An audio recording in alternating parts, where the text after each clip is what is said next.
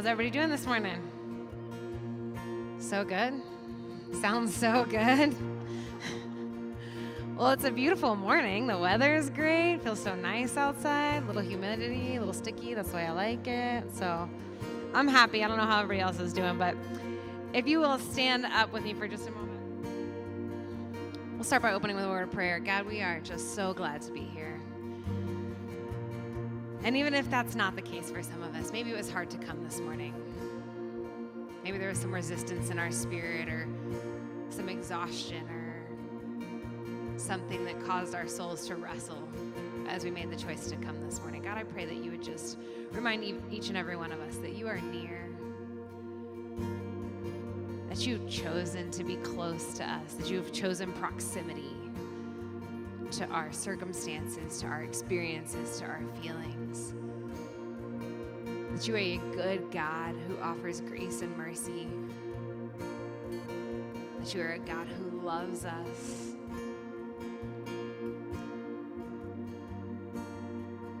God, I pray this morning that we would just be aware of your presence. That we would take this morning, this moment to slow down, to pause, to still our restlessness, to slow our paces, God, just to be aware of your presence and that you want to be near to us.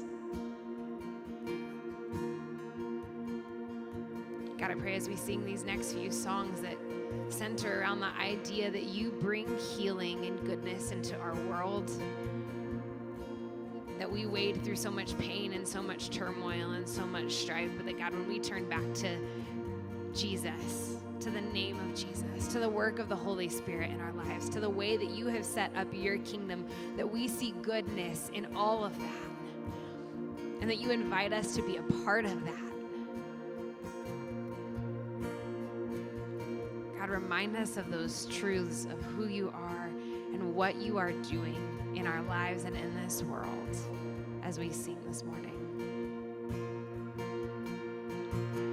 I just want to speak the name of Jesus over every heart and every mind, 'cause I know there is peace within your presence. I speak Jesus.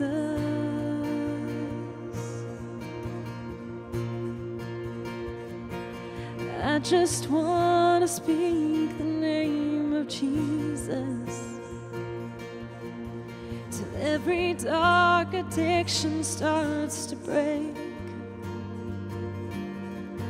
declaring there is hope and there is freedom. I speak Jesus,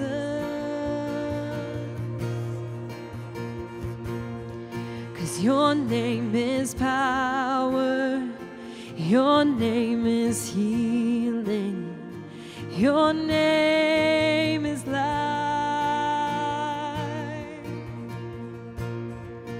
Break every stronghold, shine through the shadows, burn like a fire.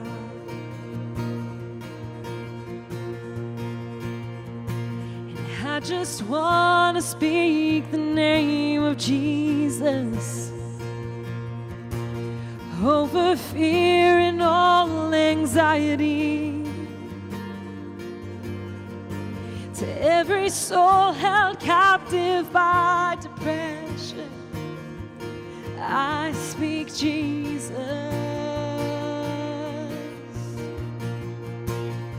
'cause your name is power and your name is healing, your name is life. Break every stronghold, shine through the shadows, burn like a fire. We shout Jesus from the mountains, and Jesus in the streets, Jesus in the darkness over every enemy, Jesus for my family, I speak the holy name, Jesus.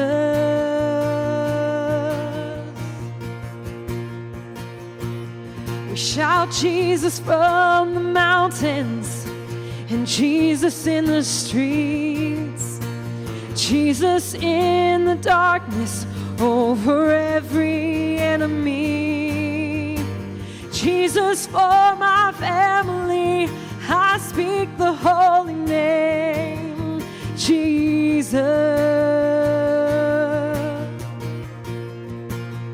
'Cause your name is power, your name is healing, your name is life.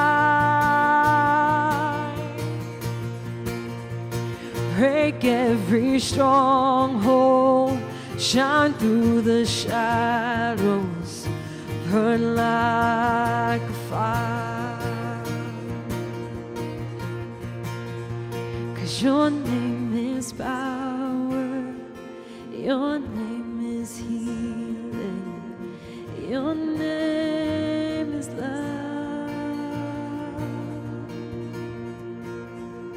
Break every stronghold, shine through the shadows, burn like a fire.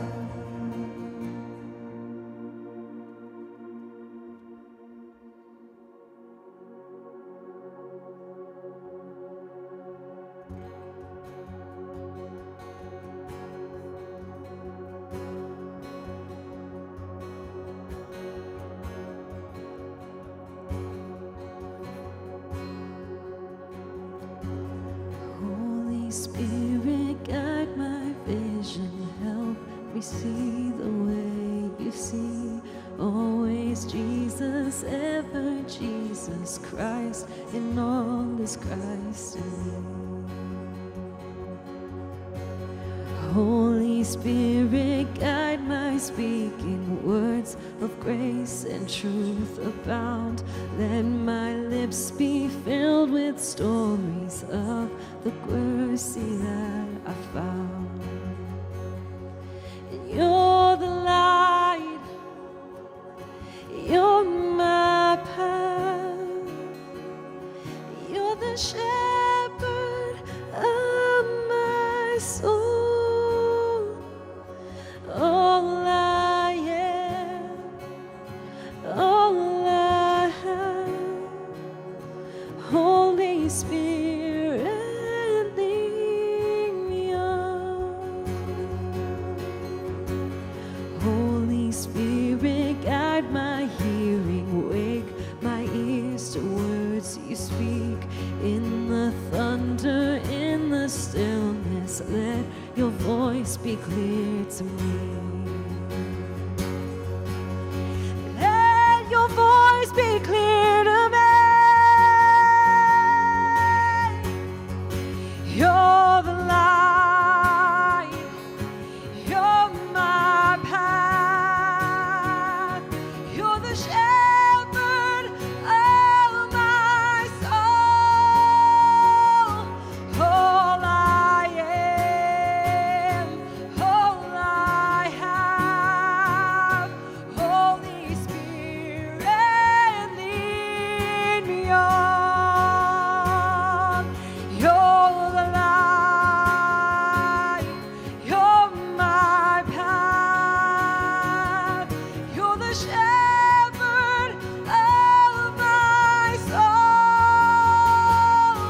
All I am and all I have, Holy Spirit, lead me on.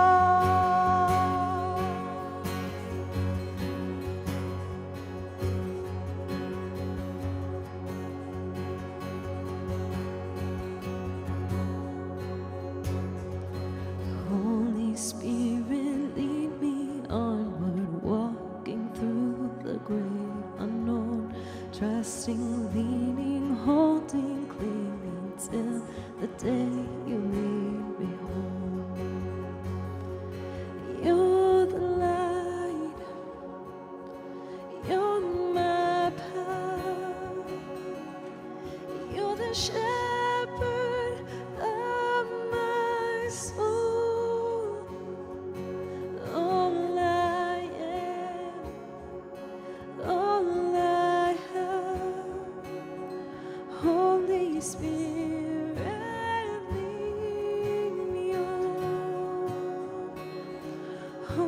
Holy Spirit, lead me on.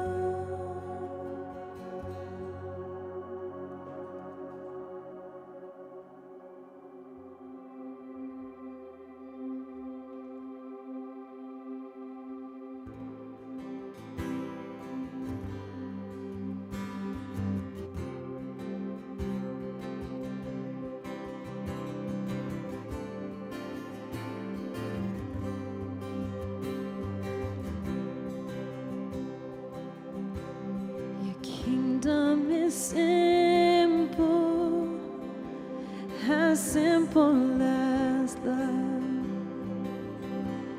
You welcome the children, you stop for the one. We wanna see people the way Jesus does. Your kingdom is simple, Lord, teach it to us. Your kingdom is humble as death. His king is a savior who gave his last breath.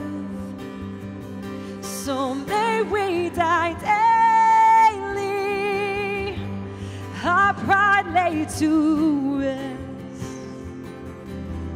Your kingdom is humble and the broken are blessed. Oh, hallelujah, hallowed be your name. May we live and breathe your praise. Oh, hallelujah, let all creation say, oh, the King of heaven reigns.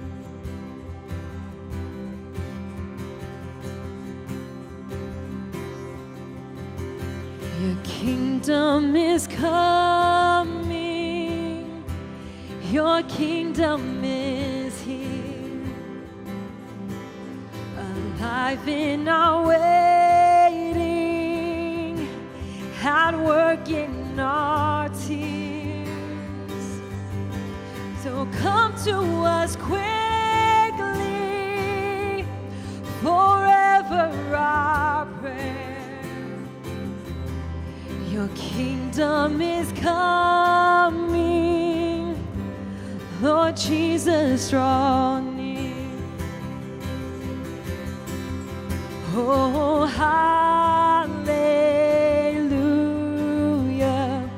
hallowed be your name. May we live and breathe your praise. Oh, hallelujah, let all creation say, oh, the King of heaven reigns.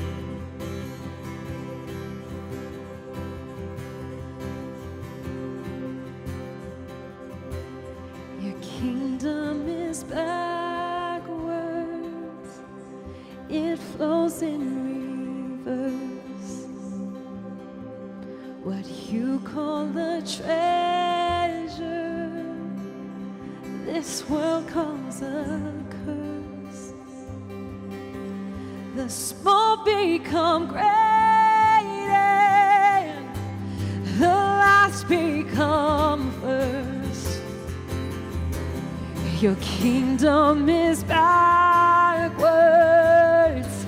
Lord, teach us to serve as it is in your kingdom. God, let it be in your church. Oh, hallelujah.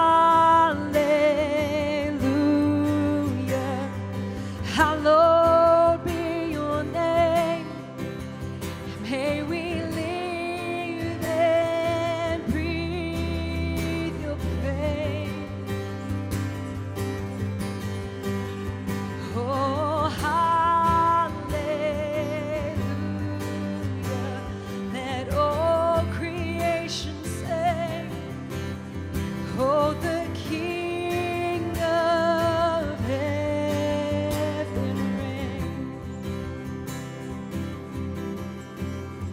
Oh, the King of heaven reigns. Oh, the King of heaven reigns.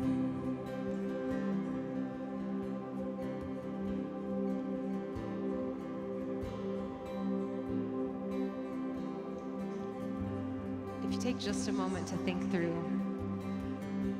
the lyrics of that song, that the kingdom that we get invited into as followers of Jesus is a kingdom that is simple as loving people the way that Jesus does.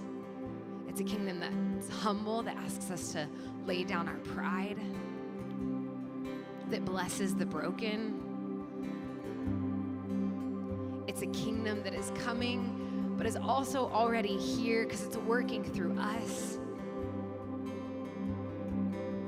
And it's a kingdom that is backwards because those who are small become great. Those who are last become first. Those who are marginalized and oppressed will be lifted up.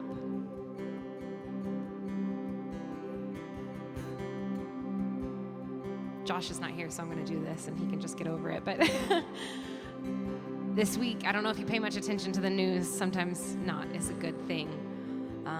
But the Supreme Court made a big decision this week about homelessness.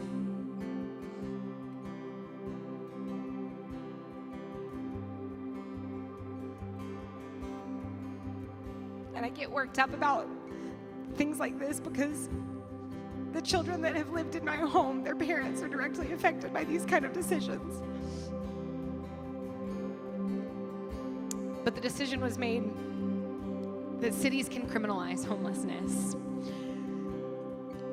And it's interesting because as the church, we've never relied, or we've never been supposed to rely on the government to carry out the goodness that comes from God, right?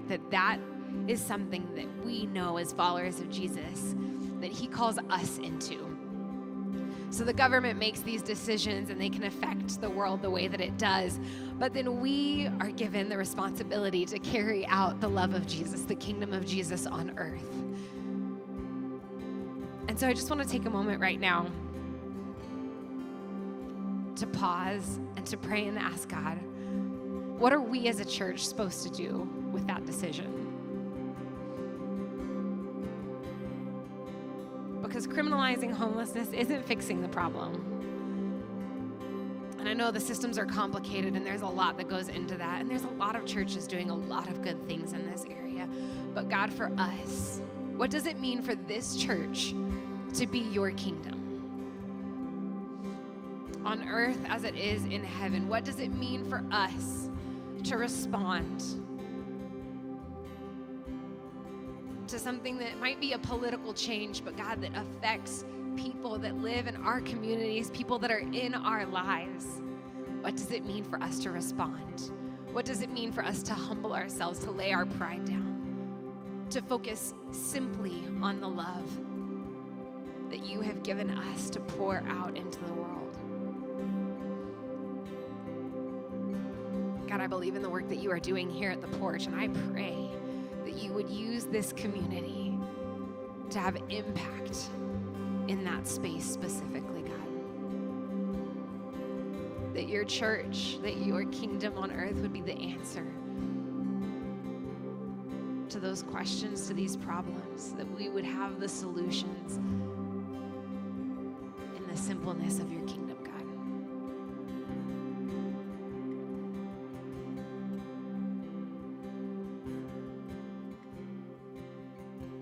God, I pray that you would be with each person in this room throughout the rest of this service, that you would speak, that you would move, that you would do what you want to do. God, that our hearts would be open, that our ears would be tuned to hear your whisper or your thunder, God.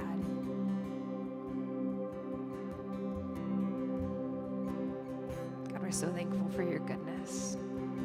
We're so thankful for your kingdom.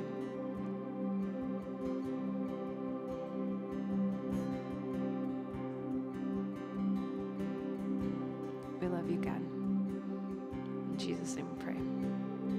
Amen. You can be seated. All right. Good morning, Porch. How are we doing? We're good? Oh, thank you, because I need a little help. I don't know if you guys noticed, I'm not Josh. I'm not used to being up here on a regular basis, so bear with me as we go through this. So I just want to say, first off, good morning, and thank you so much for joining us. Welcome to the Porch. If this is one of your first times here, I just want you to know that this is a place for everybody, regardless of where you are at in that journey, regardless of whether you've, been a believer your entire life, or maybe this is something you're just kind of checking out. Thank you. Thank you for joining us and really blessing us with your presence as well. If you would like, there is a card in the seat in front of you. You can fill that out and leave it on the seat. We'll pick it up later. And Josh, not me, because I don't know if you guys know, public speaking is not my jam. But Josh will reach out to you, and he'll connect with you. And you'll also start to get some of the emails from us. Not a ton of spam. It's just really informational and knowing how to connect with us. So thank you. Couple announcements this morning. Before I drop into the first one, though, I'm going to go off script. Sorry, Josh, you're not here, like Taylor said. Okay. Yeah, that's what he gets. That's what he gets. We're here. We're doing it. I have a mic in my hands. Fair warning. I just want to stop and say thank you for having the courage to speak up on that. I think we all hear news all the time, and if you're like me at all, I tend to get numb to it, and I don't realize the impacts of what I'm hearing. So I want to say thank you for speaking on that and for challenging us as a church. That's what we need to do, right? All right. So now I'm back on script, Josh. Sorry. Here we go. My first announcement is around our student pastor. So we are working with an organization called Leadership Pathway. And this is an organization that helps train folks that are interested in working in the church. And so we're really excited to do this. But I want to kind of give you a little bit of perspective on why personally, this is a really important decision that we're looking into. I've got 3 kiddos that are here. My youngest actually just aged out of the Sunday school program. He's going to be starting in that junior high school program. And I got to tell you, as much as I try to be a leader, and my husband and I try to talk to our kiddos about a lot of things that have to do with their faith, I think a lot of what comes with their personal relationship is going to be with their peers. It's going to be with somebody who maybe isn't their mom and dad that they're willing to talk to. And that's why a student pastor is so important for us. It gives them another outlet. It gives them somebody to lean into, to maybe ask those questions that they're not comfortable yet asking mom and dad about, right? I don't want to be judged, or I don't want mom and dad to think or know that I'm having whatever thoughts or questions that I do have. So I would just encourage us as a church, 1, to pray on it. 2, if you're interested in something like this, feel free to let Josh know. Not me, because I wouldn't be good at it. And if you know somebody that might be a good fit for this, or is interested, or has maybe talked to you about, a desire to work in the church, let them know. They can connect through porch.church/jobs, or they can just reach out to Josh directly, and we'd be happy to have those conversations. All right. And then last kind of piece that I'll touch on here. As always, everything that we do here, whether it's the preschool, it's opening our doors on Sunday, it's providing a place for other churches to meet, it's what we're doing in the community, the Christmas store. All of those things are because of your generous giving. So I want to say thank you for that. You can always give online. You can give in the box marked tithes right outside the door here. But thank you for doing that, because without that, we wouldn't be able to do what we do today. All right? So here's the deal. We all know this part, right? I think we could all recite it from Josh. Everybody go ahead and stand up. We're not a whole bunch of random people who happen to show up in this room today. We are a church family learning how to be a family together. So I also remember, and if anybody knows his little hashtag at this point, we're going to go ahead and do our greeting time. Talk to somebody you either don't know or don't know well. Connect and be friendly, as Josh says.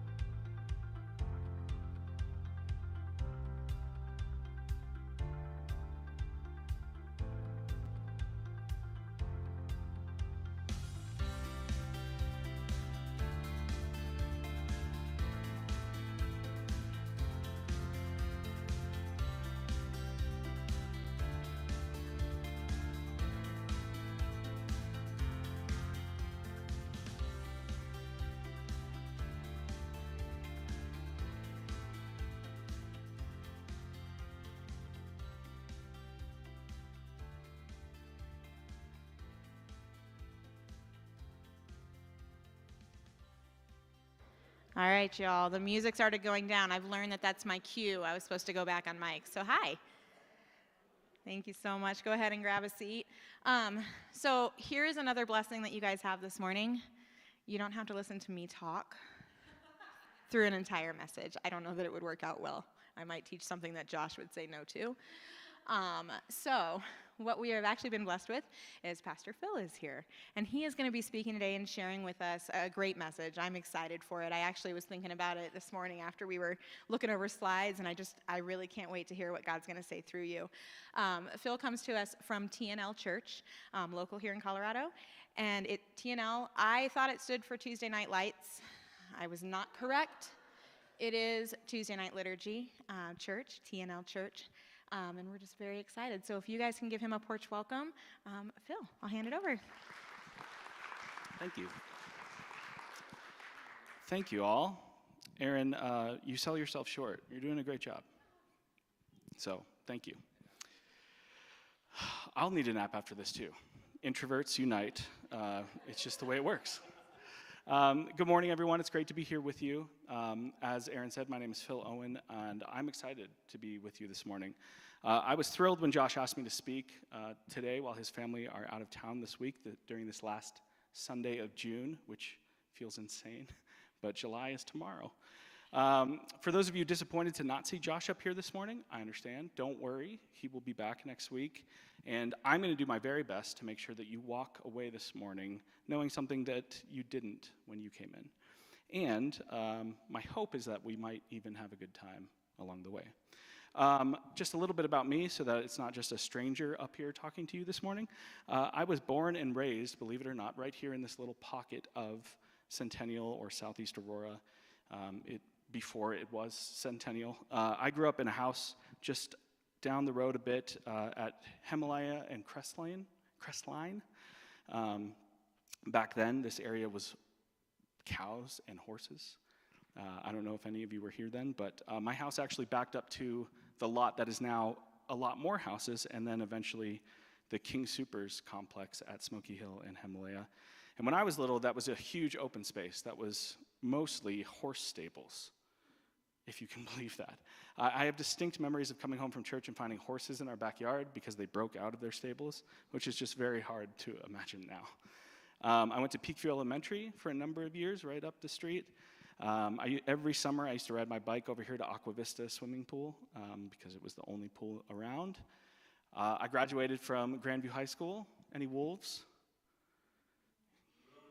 I know. I know this is more Eagle Crest, and what did you say? Oh, see, that didn't exist. Actually, it probably was around the last year. Anyway, I know that this isn't really Grandview territory, and I'm willing to forgive you all for that. After growing up, I spent years bouncing around Denver and Littleton and Inglewood. I spent a year in Waco, Texas, but we don't talk about that. But 3 years ago, my wife and I, Michaela, decided to move back here to raise our two kids. We have a daughter named Daisy and a son named Apollo. And Michaela also grew up just down the street, and we figured if we both loved growing up here, why not raise our kids here? And so far, it has been a great decision. We have been thrilled to be back. For the past 14 years, I have had the honor and privilege to be the pastor of a little church called TNL, like Aaron said. Those three letters have stood for a number of things over our existence, and Tuesday Night Lights is not bad. We might switch to that. Most notably, we were called the Next Level Church in the 90s and early 2000s. Today, it means Tuesday Night Liturgy, as our worship services take place and have always taken place on Tuesday nights. So if during the course of the rest of the morning I reference this evening or what we're going to do tonight, just pretend like I didn't say that. That's just 14 years of doing night church. We have met all over the Denver area in our 30-plus years of existence, but right now we're about 15 minutes south of here, near Dove Valley. So if you're ever curious and looking for something to do on a Tuesday night, come say hi and check out our little community. We're a very similar vibe to what you guys have going on, which makes this really fun. So one of my favorite things to do as a pastor and teacher is to help us understand stories in the Bible better by really delving into the historical context around them. I think these stories come alive when we understand them better in the earth and air and context in which they were taking place or they were written down. And I'm going to attempt to do that for us this morning as we look at this ancient story that's all about power. Power is, particularly its use and abuse, is an ongoing topic in our culture right now.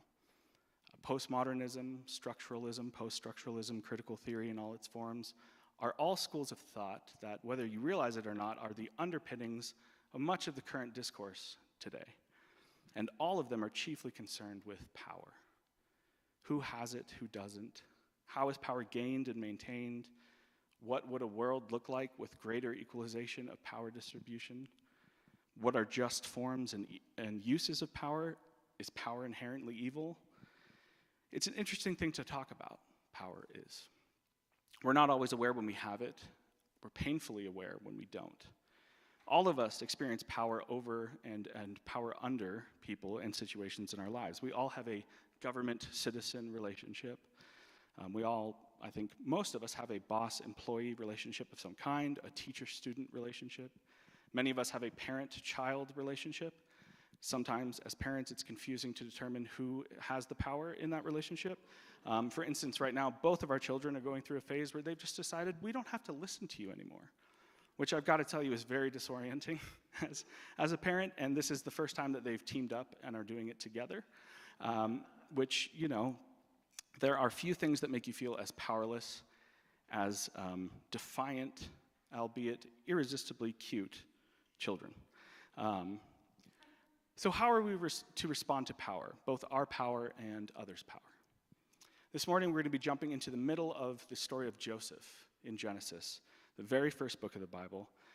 This is a story that at its worst has been used to universally teach that men and women can't trust each other. It's been used at times to promote the stereotypical idea of the man of integrity versus the lustful, conniving woman. It's a story that is certainly a story of integrity in the face of temptation, but primarily, I contend, this is a story about how the posture of our hearts determines how we use our power. The posture of our hearts determines how we use our power. And that's really what I want you to hear this morning. That probably sounds really obvious, but before we can talk about power, or how we use our power, we have to talk about the underlying motivations of our heart. So with that being said, I'm going to read our text for tonight. This is from Genesis 39. It's kind of a big section, so it's not going to be up on the screen.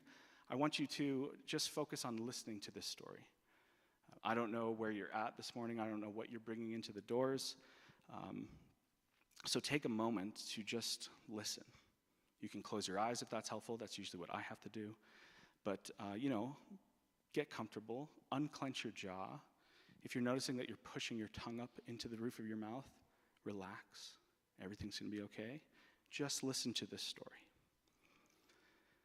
Now Joseph had been taken down to Egypt. Potiphar, an Egyptian who was one of Pharaoh's officials, the captain of the guard, bought him from the Ishmaelites who had taken him there.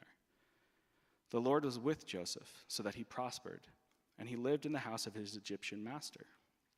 When his master saw that the Lord was with him, that the Lord gave him success in everything he did, Joseph found favor in his eyes and became his attendant. Potiphar put him in charge of his household, and he entrusted to his care everything he owned. From the time he put him in charge of his household and all that he owned, the Lord blessed the household of the Egyptian because of Joseph. The blessing of the Lord was on everything Potiphar had, both in his house and in his field. So Potiphar left everything he had in Joseph's care. With Joseph in charge, he did not concern himself with anything except the food that he ate. Now Joseph was well built and handsome, and after a while his master's wife took notice of Joseph and said, "Come to bed with me." But he refused. With me in charge, he told her, "My master does not concern himself with anything in the house. Everything he owns has been entrusted to my care. No one is greater in this house than I am. My master has withheld nothing from me except you, because you are his wife. How then could I do such a wicked thing and sin against God?" And though he spoke to Joseph day after day, he refused to go to bed with her or to even be with her. One day he went into the house to attend his duties, and none of the household servants was inside. She caught him by the cloak and said, "Come to bed with me." But he left his cloak in her hands and ran out of the house. When she saw that he had left his cloak in her hand and run out of the house, she called her household servants. "Look," she said, "this Hebrew has been brought to us to make sport of me. He came in here to sleep with me, but I screamed. When he heard me scream for help, he left his cloak beside me and ran out of the house." She kept his cloak beside her until his master came home. Then she told him this story: "That Hebrew slave that you brought us came to make sport of me. But as soon as I screamed for help, he left his cloak beside me and ran out of the house." When his master heard the story of his wife, the story his wife told him, saying, "This is how your slave treated me," he burned with anger. Joseph's master took him and put him in prison, the place where the king's prisoners were confined. Now, if you spent any time in church, certainly if you grew up in church, you've probably heard this story at least once, if not a dozen times. But just so we're on the same page, a little background on this story. Joseph is the youngest of 12 brothers. He's also the favorite of the 12. Like every good youngest son, he really lived that up and spurned on his brother's jealousy. His father famously loved him so much that he made him a coat of many colors, which musicals have been written about. You can check that out on your own time. I do not sing. But Joseph gets a real big head, basically. Eventually, his brothers get so tired of his arrogance and their father loving Joseph more than them that they plot to kill him. And at the last second, they instead choose to sell him to slave traders and just tell their dad, "Hey, Joseph died." That's kind of the first chapter of his life. He goes from being this adored, favorite youngest son to being sold into slavery by his own family. Kind of a rough start. He's bought by a guy named Potiphar. He works really, really hard and does a really good job. He becomes the head of Potiphar's house, a position of considerable power and influence, but he's still a foreigner there. He's still a slave. All of his power is inherited power, power given to him by his master. How he uses his power, which we'll come back to, is very different from Potiphar's wife's use of power. Now, Potiphar's wife, you may be thinking, this is a woman in an ancient culture. What power does she have? She's essentially just property, like Joseph, right? That's what I thought too when I began researching this, because that's how most of the ancient world existed. And that felt even more true because, unlike the men in this story, she isn't even given a name. She's just Potiphar's wife. But it turns out that's actually totally wrong. First of all, in ancient Egypt, knowing someone's name meant that you had power over them. This is a really interesting thing. Using someone's name, their real name given to them at birth, was an act of asserting power over them. So much so that few people ever knew a pharaoh's real name. They always chose a fake name to use publicly so that the real names weren't used to take away their power. So the fact that Joseph and Potiphar are both named, but Potiphar's wife isn't, could be, I'm not saying it necessarily is, but could be a sign of respect or honor or deference to her. This idea is enhanced when you realize that women all over the place in the Old Testament, even other stories in the same book of Genesis, are named over and over and over again. Though women weren't equal with men in Hebrew culture, they were still named in their stories. So not naming Potiphar's wife is not necessarily a knock on her or a suggestion of her situation. Secondly, ancient Egypt was incredibly progressive when it came to gender equality, which I think is absolutely fascinating. I came across this historian named James C. Thompson, who, if you just picture a historian in your brain, guy with Coke bottle glasses and like a tweed jacket and a bow tie, that is this guy exactly. If you want a historian, this is who you want it to be. He said, while women could become pharaoh only in very special circumstances, they were otherwise regarded as totally equal to men as far as the law was concerned. They could own property, they could borrow money, they could sign contracts, they could initiate divorce, they could appear in court as a witness, etc. Of course, they were also equally subject to whatever responsibilities normally accompanied those rights. So Potiphar's wife, in contrast to Joseph, has tons of inherent power. Joseph's power was inherited, hers is inherent. Power that derives from who she is. She is a native, she is a citizen, she is rich, and she uses her power to try to get what she wants. Now, it is far too simplistic to think that this story is primarily one about desire, or at least sexual desire.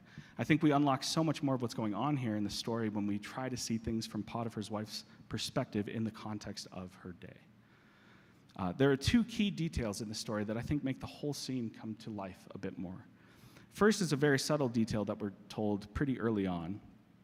In verse 6, it says, "So Potiphar left everything he had in Joseph's care. With Joseph in charge, he did not concern himself with anything except the food that he ate." That's important because, again, according to Thompson, unlike many ancient cultures where marriage was primarily done out of duty or for political reasons, ancient Egyptian men and women valued and enjoyed each other's company. Marriage was often done for love. Love and emotional support were considered to be important parts of marriage, unlike most of the rest of the ancient world. Very similar to how they are in our culture today. So Potiphar's main concern when he's home isn't his wife, it isn't his family, it's what he's going to eat. It's not a stretch to surmise that he is not a very attentive husband or is very concerned about his wife. This idea is heightened by another bit of information that we get from verse 8 when Joseph says to her, "With me in charge, my master does not concern himself with anything in the house. Everything he owns has been entrusted to my care. No one is greater in this house than I am." Again, according to Thompson, our bow tie historian, there is little doubt that in Egypt, as in the rest of the ancient world, the man was expected to be the head of the family. But popular wisdom of the day urged husbands to avoid interfering in household matters and trust their wives to do the job properly. There was certainly enough work for everyone to do, as there were no TV dinners and food had to be prepared from scratch. In fact, if you wanted a loaf of bread, you would have to grind the grain yourself. You might buy sandals, but most of the other articles of clothing were made in the home. Those who could afford it, like the people in our story, had servants and slaves to do the actual work, but the mistress of the house would still be considered to supervise and to see that everything was done properly. If that's how Egyptian households functioned, what's wrong with our story then? Joseph has been given this place in the house that is the rightful place of Potiphar's wife. So not only does Potiphar seem to not really pay attention to his wife, he doesn't seem to trust her. And in fact, he trusts her so little that he appoints a foreign slave to her position instead of her. That would be a deeply insulting gesture that would communicate that she is insignificant and incompetent, and it would heap tons of shame on her. I think one of those things would be enough for someone to crack, right? Being constantly ignored and thereby told that you're insignificant, or having your purpose and sense of identity taken away and being given to someone else, signaling that you're not competent, that you're not good enough. Either one of those are damaging and difficult to navigate, and she's experiencing both of those at the same time from the person who she's supposed to trust and be closest to. And so in my mind, it's easy to see why she might have acted the way that she did. On top of that, we're told that Joseph is hot. I don't know if you caught that. The Old Testament is crazy sometimes. The text says he was well-built and handsome. Joseph has all the riz, okay? As the kids say. Tons of riz, this guy. And he was probably really nice to her, right? He probably respected her. And he was probably more attentive to her than her own husband was. And she gets to this point where she's just had enough of it. So she tries to use her power to get what she wants. The posture of Potiphar's wife's heart is, what am I missing? How do I get it? Joseph then becomes a means to an end. And actually, he is the answer to both of her problems. If he agrees to her proposition, she gets some of the intimacy she's been wanting. If not, then she gets to do what she ends up doing in the story, which is stick it to her husband for taking away her rightful position and giving it to a foreign slave while getting rid of Joseph and so that she can have her job back. The posture of her heart is pretty obvious from the way that she tells the story of what happened, right? She blames Potiphar. She appeals to the inherent power that she should hold over Joseph's inherited power. In verse 17, she says, "That Hebrew slave that you brought us came to make sport of me." And then it's pretty clear from what happens after this that Potiphar doesn't exactly believe his wife. It says that he burned with anger. And the implication there can be that he's angry at Joseph, but it doesn't say that. If he really truly believed his wife, Joseph would have been killed on the spot, or at least been forcibly made a eunuch. Instead, he's thrown in prison, but not just any prison. This is the nice prison. This is the king's prison. This is where the Wall Street execs go. It's still a prison, but at least he has his life, and at least he is completely intact. And actually, Potiphar throwing him in prison protected him from Potiphar's wife. As an equal citizen, she could have had him killed. She could have had him castrated. But now that he's in jail and out of the picture, she seems satisfied. She doesn't go after him any further, which reveals that this is what she was really after, just getting Joseph out of the way and getting her power back. So her stance is, what am I missing and how do I get it? Contrast that with Joseph's throughout this story. He's sold into slavery. He works really hard and does what he can to bless his master. He refuses to betray his master and refuses to betray his master's wife, quite frankly. He gets thrown into prison for it. And the text tonight, this morning, concludes by telling us how things go for Joseph in prison. And we see that he does the same things there. If we keep reading this story in Genesis 39, it says that while Joseph was there in prison, the Lord was with him. He showed him kindness and granted him favor in the eyes of the prison warden. So the warden put Joseph in charge of all those he held in prison. He was made responsible for all that was done there. The warden paid no attention to anything under Joseph's care because the Lord was with Joseph and gave him success in whatever he did. Again, Joseph is so awesome that he's put in charge of the prison that he's a prisoner in. That seems like a conflict of interest, but that's sort of what you would expect from the prison that the Wall Street executives go to. But basically, Joseph's whole posture is, sell me into slavery. That's fine. The people that buy me are going to be better for it. Throw me into prison. Okay. The prison, everyone there, including the warden, are going to be better because I'm there. Joseph is continually treated unfairly if you read the rest of his story. He's continually beat down. Yet this is his outlook. No matter where I find myself, the lives of the people there are going to be better with me there. How is that possible? I think this happens because the posture of Joseph's heart is, what do I have and how can I share it? I don't think it's a stretch to assume that this was instilled in Joseph throughout his life growing up. Joseph's great-grandfather is a guy that you may have heard of named Abraham. And Abraham is the first guy that God calls to establish the nation of Israel. And God promises him that he and his descendants would be the means through which God would bless the entire world. Joseph's great-grandfather was the first person to hear this mind-blowing, world-changing idea that he and his people were blessed to be a blessing to the rest of the world. Joseph would have grown up hearing that over and over and over again. We are blessed to be a blessing. Our purpose is to bless everyone that we come in contact with. So we have two diametrically opposed postures of the heart. What am I missing and how do I get it? And what do I have and how can I share it? What am I missing and how do I get it is really shaky ground to build your life on. It's shifting sand that constantly changes anytime that you happen to get what you think you were missing. As soon as you do get it, you realize that something else is missing, and you have to chase after that. It's an endless and exhausting way to live, and it reduces people to a means to your ends.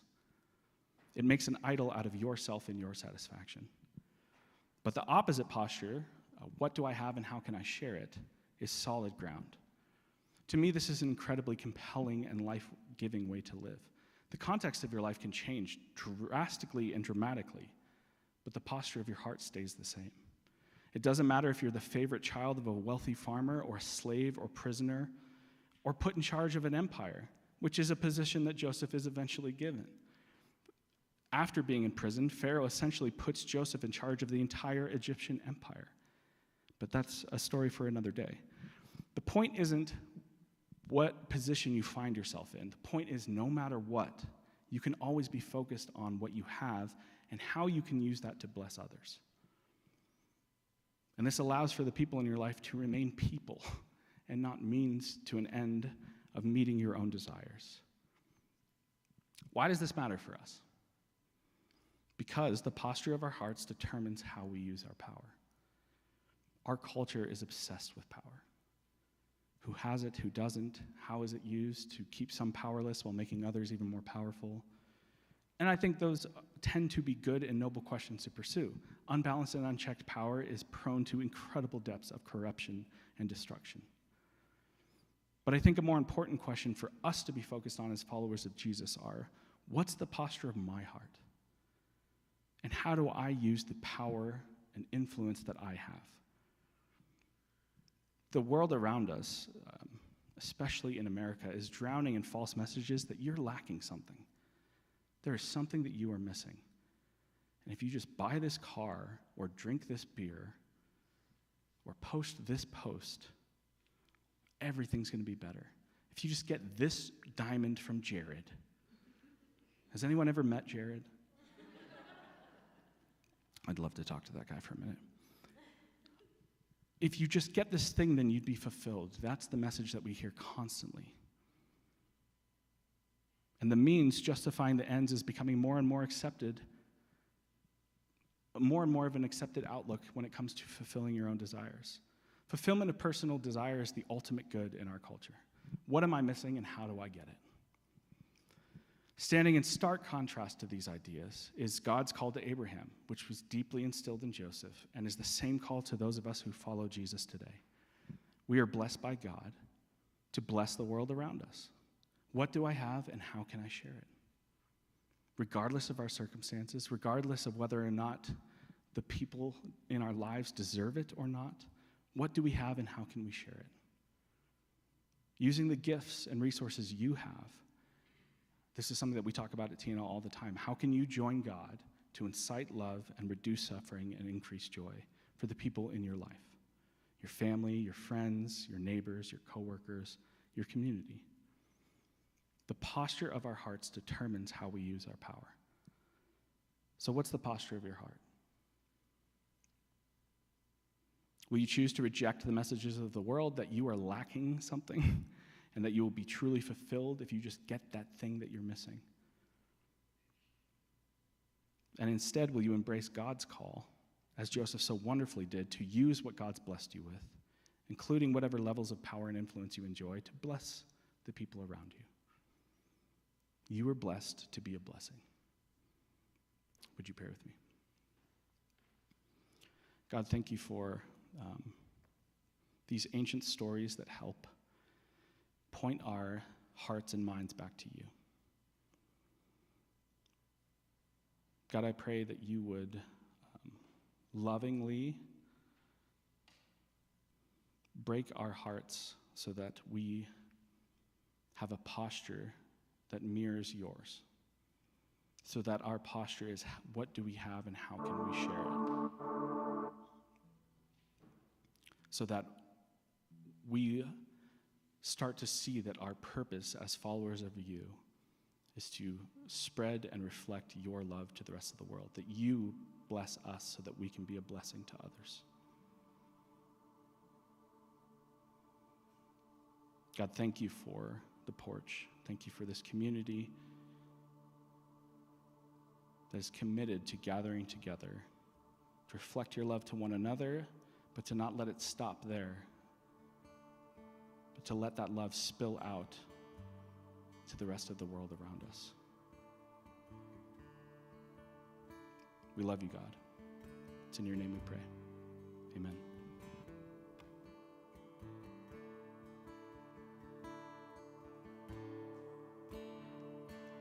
If you'll stand and join us as we close out with this last song.